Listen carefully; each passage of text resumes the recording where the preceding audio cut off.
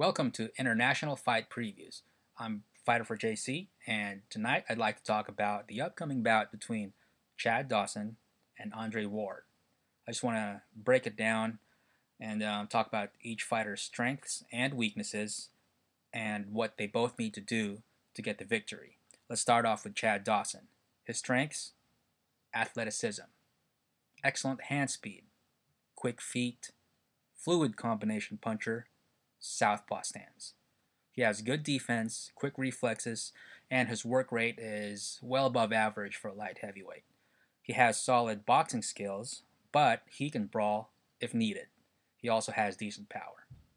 Chad Dawson's weaknesses: he might be physically compromised at 168 pounds, coming down from 175, so that's going to be a factor we need to take a look at during the fight. And in the past, he's shown a tendency to lose focus during the fights, and he can stray from the game plan, and this might cause him to lose rounds unnecessarily.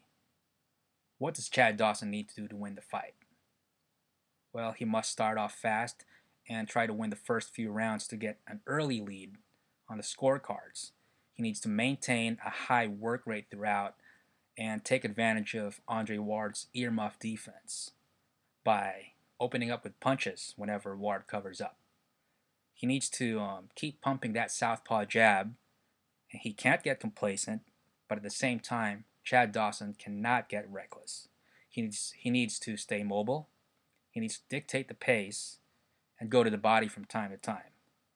He needs to bring the fight to Andre Ward, but Chad Dawson cannot just follow Andre Ward around the ring and waiting for Andre Ward to do something. Chad Dawson must initiate the action. Now let's talk about Andre Ward. What are his strengths? He's fundamentally sound. He's a solid technician. He's a good all-around fighter with no real weaknesses. He has great defense. He's an excellent and accurate counterpuncher, and he has shown the ability to adapt and make necessary adjustments during a fight. He has good hand speed. He has a reliable chin. He has great footwork. He's very crafty, and he can box and brawl just like Chad Dawson can. His weaknesses, well, like I said, he doesn't really have any weaknesses, but if there's one thing, it would be his lack of punching power. His KO ratio is actually pretty embarrassing, especially for a super middleweight. And as I mentioned, Andre Ward has a tendency to kind of give away the first couple of rounds because he's trying to figure out his opponent and study him. And that's definitely something Chad Dawson can take advantage of. And Andre Ward could be passive at times. What are his keys to victory? He needs to let Chad Dawson come to him. And Andre Ward needs to use angles and lateral movement and not allow Dawson to find his rhythm.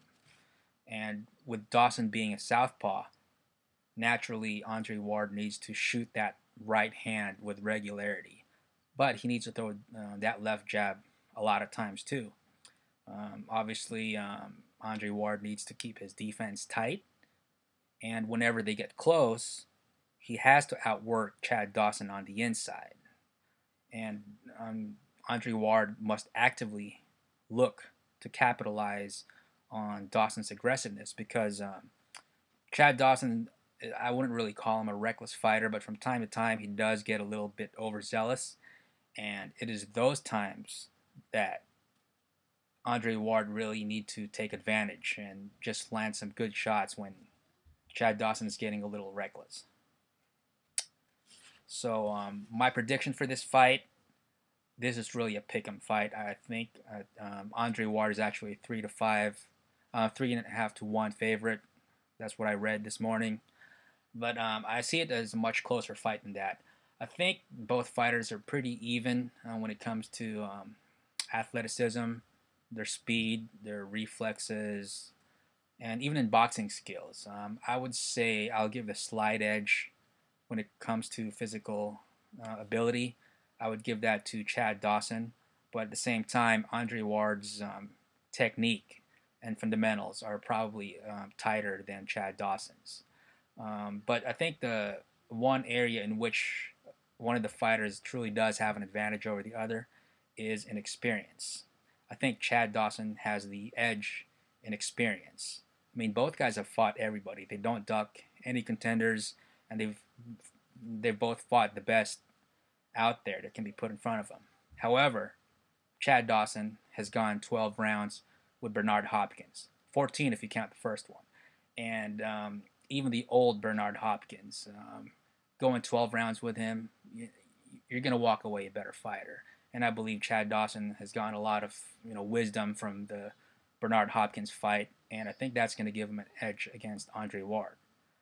But at the same time, I really find it difficult to pick against Andre Ward because he's just a guy who has proven time and time again that he knows how to win.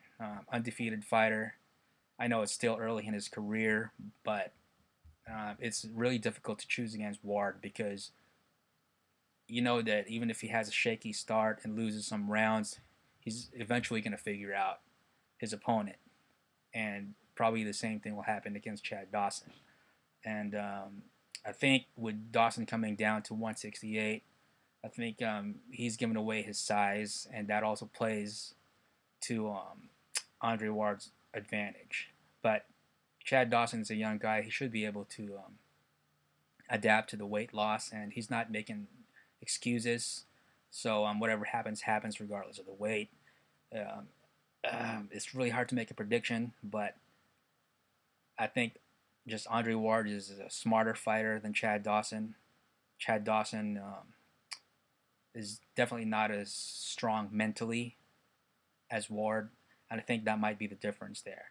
I still think it's a toss-up. I don't think it should be a 3-1 odds. I think I wouldn't be surprised if Chad Dawson pulled out the victory. And but I don't know. That's my prediction. I can't really make a prediction.